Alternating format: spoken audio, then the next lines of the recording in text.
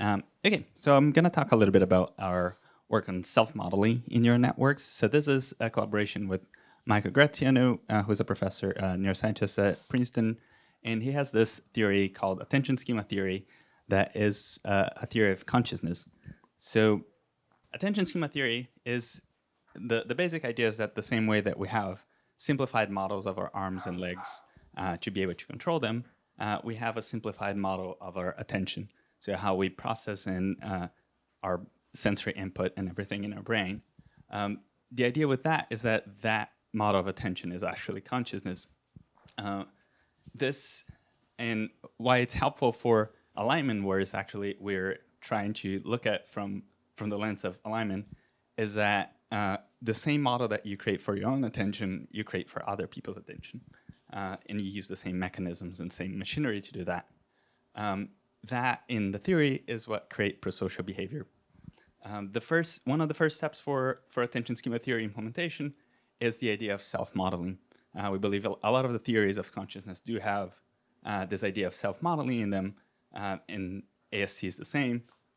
So here we're looking if implementing an architecture that actually has self-modeling in it provides some benefits initially for being either more simple or being more capable.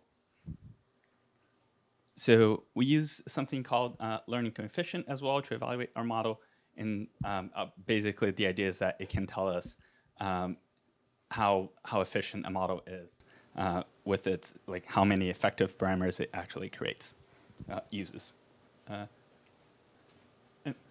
So when we do that, so the basic idea is that we actually try to model one of those layers in our model.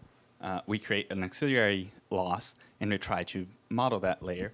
And what we start seeing is that we actually do end up with a model that is more simple than before. And that's interesting because we add up a lot of new metrics and parameters in the model because to create that self-modeling. But it turns out that as we apply that, we see a reduction in complexity in the model. And this is applying, I think I'm missing a slide here, but this is an MNIST, like a very simple task. But we evaluated the same with a text model and as well as a more complicated, sophisticated imaging model. And the other part that we see that kind of aligns with that is that we see a smaller change from train model to train loss to test loss. So the basic idea is that this gives a better generalization for the model. We evaluate that in a lot of different ways for self-modeling, and we see a consistent result in terms of reducing the complexity of the model in like changing layer size or layer position, doing self-modeling many of the different layers. We also see a very consistent result in terms of complexity. And the main thing that we think is happening is that when you try to model the internals of the system, you can either learn how to model really well, or you can make those internals a lot simpler, so it's easier to model. So that's what we think is happening. The model ends up making those weights a lot simpler to model. And that's important because for cooperation, when we're thinking about this AST perspective, where we're trying to model the other model or the other agents, for example, in a multi-agent system, the simpler their internal model is, the easier it will be to model them. And the idea is that that will help create prosocial behavior between agents.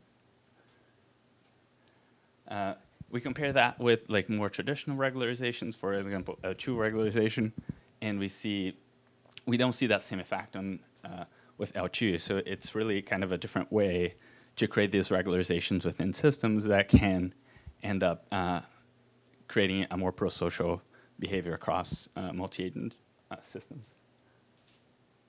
So yeah, like I said, we evaluated it not only in this more simplistic MNIST task, but also on a CFAR10 and in a text model with IMDb dataset. Like I said, the main thing is that we think that then it simplifies how these models can be more prosocial because they simplify their own internal model making it easier for other agents to model them.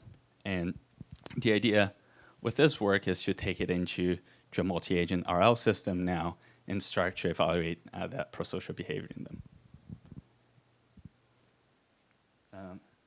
So self-modeling can improve model complexity.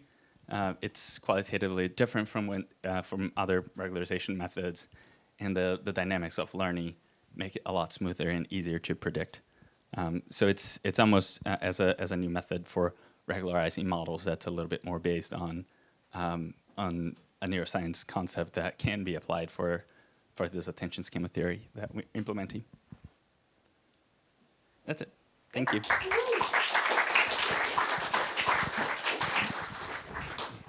See your hand up, someone. Very cool. Very cool.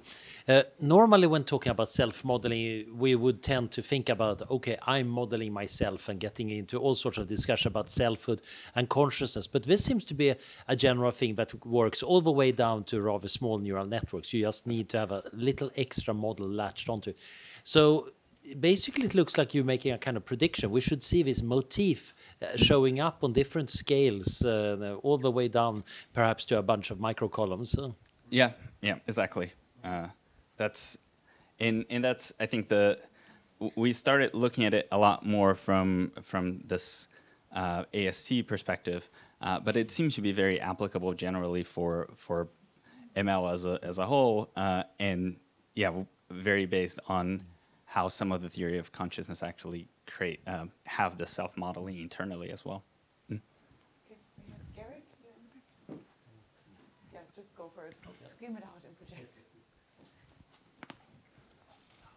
Where can someone read about this stuff that you worked on? We had a presentation in the last Science of Consciousness conference, and this is becoming a paper that we're going to be publishing it, probably like archive as well, but PNAS or something like that. But I'm happy to share like an early draft with you. Okay. Put it in the Signal group. In the Signal group, perfect. All right, thank you so much. Wonderful. Thank you.